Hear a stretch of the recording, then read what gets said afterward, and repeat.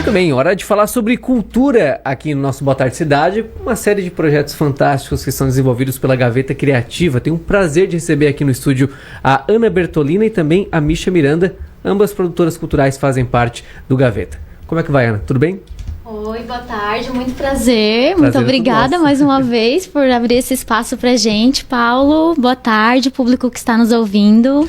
A Ana que já esteve em outras oportunidades com a gente aqui, inclusive presente no estúdio, né? E eu recebo pela primeira vez aqui no estúdio também a Misha Miranda, que também é produtora cultural. Tudo bom, Misha? Muito boa tarde. Tudo bem, boa tarde. Muito obrigada por recepcionar a gente mais uma vez com esses inúmeros projetos que a gente sempre consegue fazer todo ano, então muito obrigada mesmo por dar esse espaço pra gente. A força que vocês têm para desenvolver projetos, né, aqui em Criciúma, várias vezes eu me deparo com um projeto, eu vou buscar uma entrevista com quem que é? Ah, é com a Ana. Porque é quem tá por trás também dessas ideias, desses projetos. E o que a gente sempre faz questão de bater na tecla é a questão do cineférico, né? Sim. Que tá ganhando um novo espaço. Como é que estão as obras do cineférico, da sede do cineférico? Tu me perguntou isso quase agora, a gente não tava no ar, e eu vou repetir pro público a mesma coisa, tá? Uma loucura.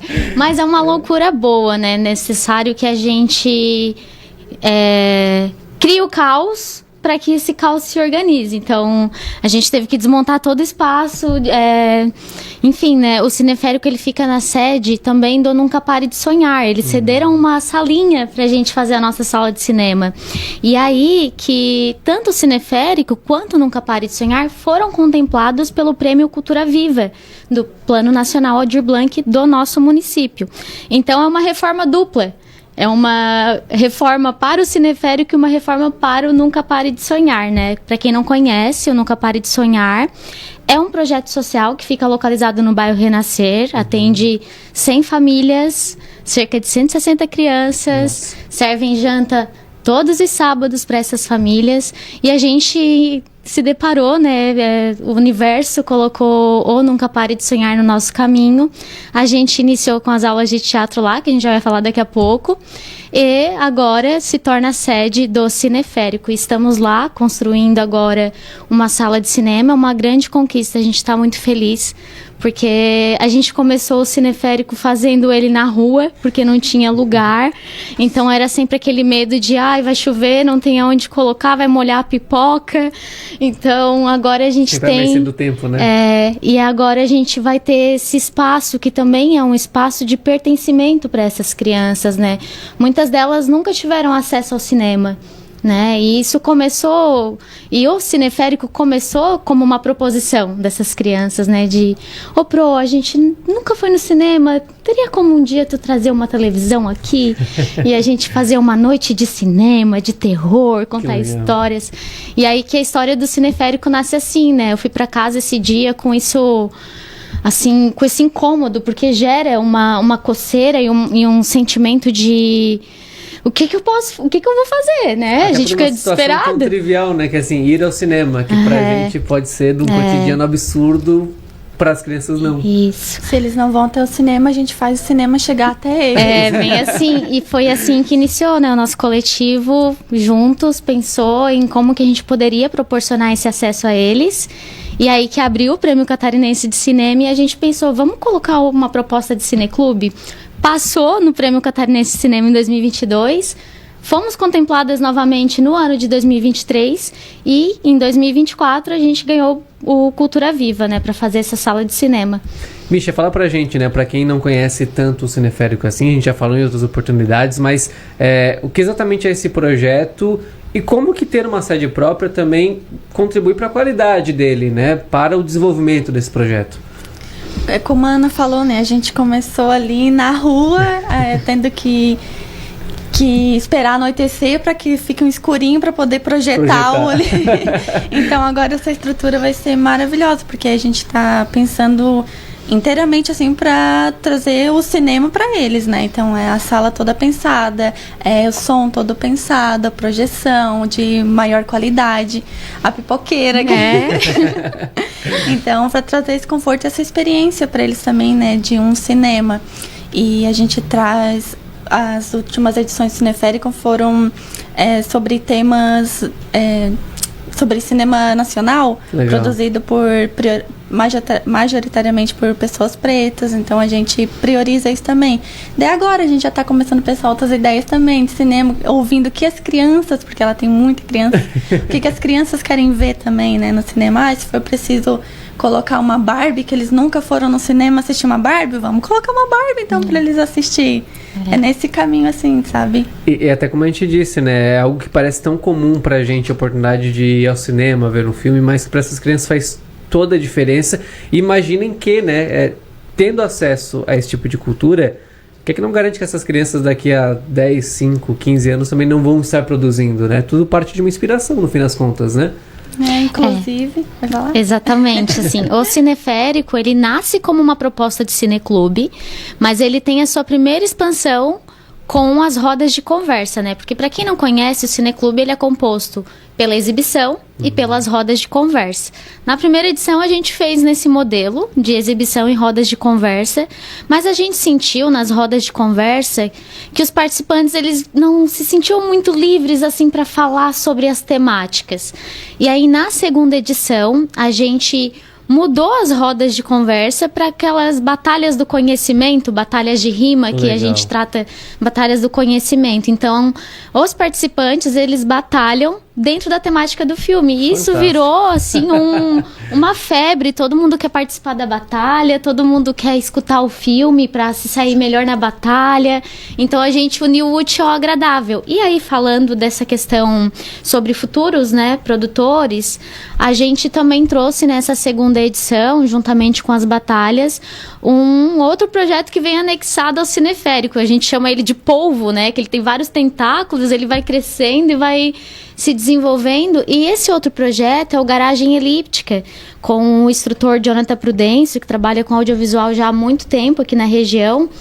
E o Garagem Elíptica, ele é justamente essa proposta de tornar ainda mais acessível e trazer ainda mais o pertencimento.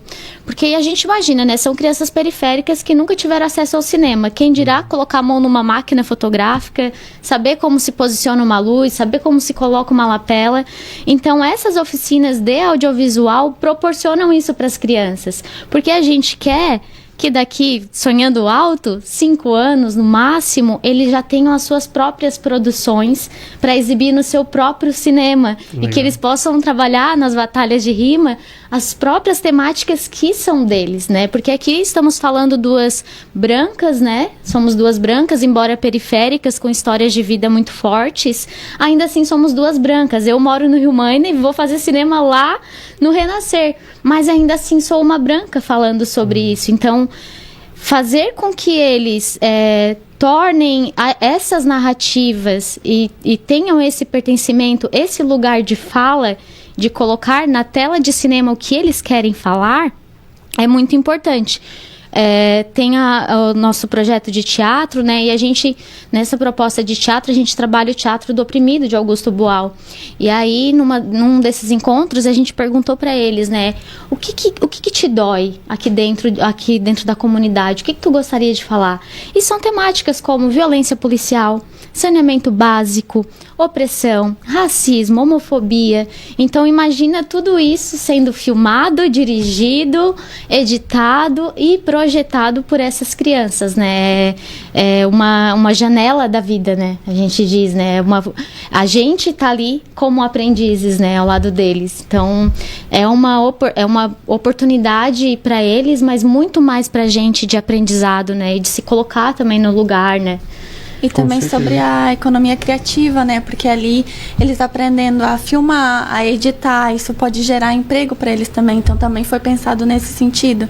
E acho que a Ana usou uma palavra ótima, que é oportunidade mesmo, né, Misha? Porque Exatamente. Pra gente de aprender, pra eles de produzirem e sobretudo se a gente fala sobre uma arte que precisa ser democrática para que a gente tenha boas produções, né? Não dá para falar sobre a arte apenas como uma manifestação elitista, no fim das contas, né? Então, sim, são projetos desses que ajudam a democratizar a arte, no fim das contas, né, Misha?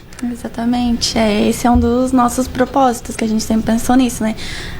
De ficar ali também, até porque futuramente, uma coisa que a gente sempre fala, agora falando, quando a gente propõe projeto, vai nos nossos nomes, mas futuramente a gente está, né, nisso de preparar eles para que eles proponham e que a renda fique gerando toda ali dentro para eles, na comunidade, que a gente passe esse projeto para eles, na montanha deles. Fantástico. E nessa questão da economia criativa, a gente é bem articuladorazinha. A gente não nasceu ontem. Então, assim, eu, por exemplo, já trabalho com o audiovisual há 12 anos. Conheço muitas pessoas do audiovisual, tô dentro da setorial de audiovisual de Criciúma, já participei da produção de longa-metragem, de curta-metragem. E como a gente é bem articuladorazinha, a gente já tá preparando essas crianças, já mirando esses grandes produtores de audiovisual para já inserir elas dentro desses filmes, né? Então, eu tô aqui, vou produzir um filme, Ana, me indica algum assistente. É lá da comunidade que eu vou indicar. Então, é nesse lugar de movimentação de economia criativa, como a Misha falou, né? Que a gente se planeja. É tudo a um longo prazo, né? A gente tem feito um trabalho de formiguinha, mas é uma formiguinha que sabe aonde fica o formigueiro, né? Aonde tem a folhinha para buscar. É tudo nesse lugar.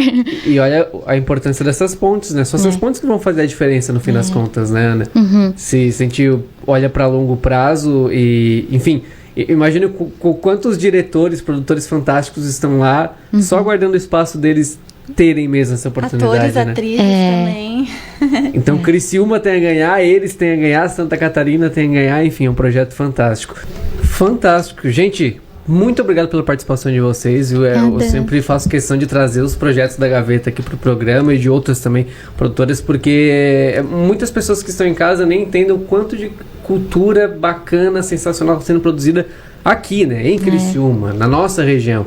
Então, acho que é essencial. Por isso, muito obrigado pela presença de vocês. Obrigada. Um forte abraço e parabéns pelo trabalho, viu? Obrigada. Muito obrigada mesmo. Essa então Ana Bertolina e também a Misha Miranda, produtoras culturais da Gaveta Criativa, falando sobre uma série de projetos, cineférico, outros vários projetos no teatro, no âmbito das artes.